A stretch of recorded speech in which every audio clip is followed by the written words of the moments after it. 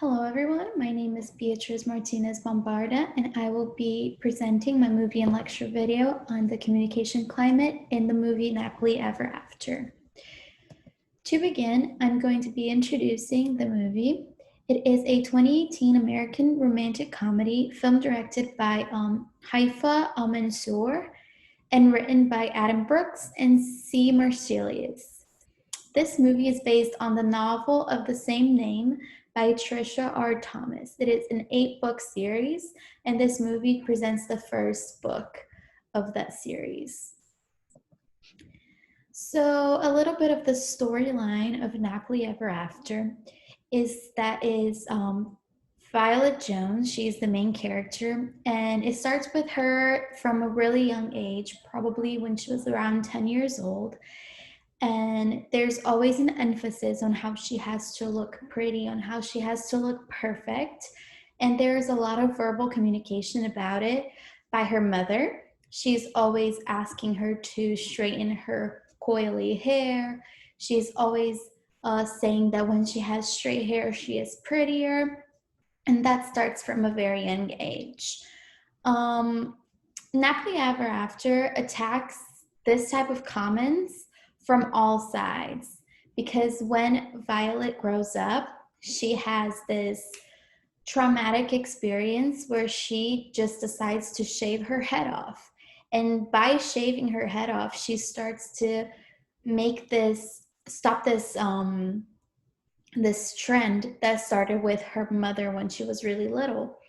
And it shows that when she had this beautiful long straight hair, everybody would look at her, everybody would compliment her. And when she shaved her head and she was just with her natural hair, people stopped looking at her, people stopped complimenting her hair. And that is something that she wanted to change. And that was something that she started to see that was going on throughout the movie. So some of the key points that the movie talks about is the pressure to always look and be perfect. That starts for Violet when her mother starts telling her that she's only going to be pretty if she has straight hair. And that really affects, and not only just the hair, but the way she acts, the type of voice she uses. There are a lot of scenes where Violet wants to speak up, or her mother just says, use your inside voice, use your inside voice. So that creates this barrier in the communication with others. So when she grows up and she is dating this man, she feels like she cannot be herself. She always has to be perfect. And this man says to her that being with her feels like being on a 2-year first date, because everything is always perfect from the moment she wakes up to the moment she goes to sleep. And that also makes a little hole for her communication with her close friends and family, because her family obviously knows who she is because they've seen her grown up, but some of her close friends never got the chance to meet the Violet that she really is. So that is where communication climate comes in hand.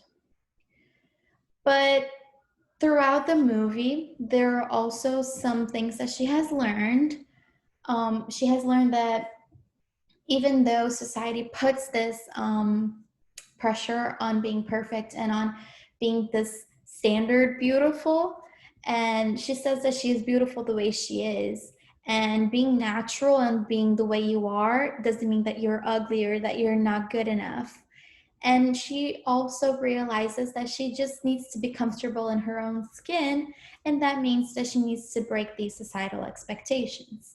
And all of that comes with communication, and that's where climate communication comes in hand. So I found a few key points from our textbook that are shown in the movie. The first one, and I think it's the most obvious and the most bright one, is controlling communication. The book says that controlling communication occurs when a sender seems to be imposing a solution on the receiver with little regard for that person's needs or interests. So that starts from the very first scene where her mother doesn't let Violet go inside the pool because she has straight hair, and if she jumps in the pool, her hair is going to go all natural, and that means that she's going to look ugly, that she's not going to look perfect. So her mother imposes that. She says, you are not going into the pool, with no regard for how Violet feels, for how Violet's a 10-year-old that wants to have fun at the pool. It also comes in other scenes, even with her own character, because there's some controlling communication with Violet herself. She really wants to just act silly and just be who she wants to be, but herself, like her mindset just tells her not to do that because she's not going to be perfect. So that is something where controlling communication comes in hand in that movie. Another one is recognition, or indicating your awareness of the other person. And that is something that occurs towards the end of the movie, where Violet's mother kind of recognizes her, kind of sees where she messed up and sees how Violet needs to be who she needs to be, because she is perfect the way she is. She doesn't need straight hair, and she doesn't need to act a certain way to be perfect. And that is something that she realizes towards the end of the movie. Some other key points that I found throughout the movie are spontaneity, or being honest with others rather than manipulating them. That is something that was very critical for Violet, because in the scene where her boyfriend says that being with her feels like a perfect 2-year first day, that's where she flips that switch and she wants to just be spontaneous. She just wants to do whatever she wants, and she doesn't care for what the other person thinks, and she doesn't want to manipulate the way that she is just to please others. Another one is empathy, and that is showing care for the feelings of another. And that comes in hand when she meets this hair salon owner, and he doesn't really like the process of straightening hair. He is an African American salon owner, and he is producing his own hair care products, and it's all natural. And he talks to her about the feelings that he has towards people that straight their hair or people that don't, and how he wants to change that. So that is something that he shows empathy for, because Violet is struggling with her hair and the way that she looks. So him showing that he cares for her feelings it shows empathy. And also neutrality, which are neutral attitudes and disconfirming, because it communicates a lack of concern for the welfare of another and implies that the other person isn't important to you. So that was when a scene that occurred was when Violet just didn't communicate well with people that she loved and that she cared about. So she would be more interested in how the weather was going to be, because she needed to know what she was going to do with her hair, than to actually being there and being a good friend or a good daughter. So all of this is in regards to communication climate. Communication climate is actually, it refers to the social tone of a relationship, meaning that a relationship can be positive or they can be negative, depending on how your tone is.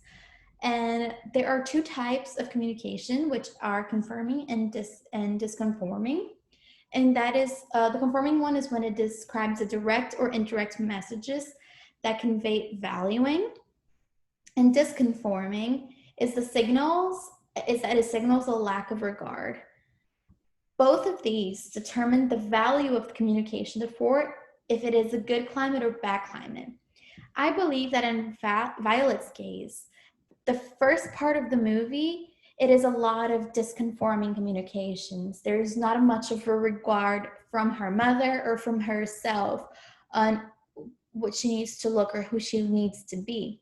But towards the end, the tone of communication between all the characters is of a confirming one, because it shows that they value what the other person feels or value what the other person says.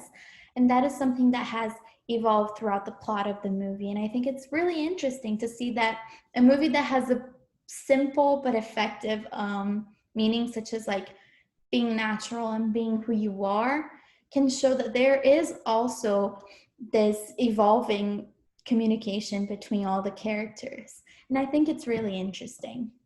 So this is my reference, and thank you so much.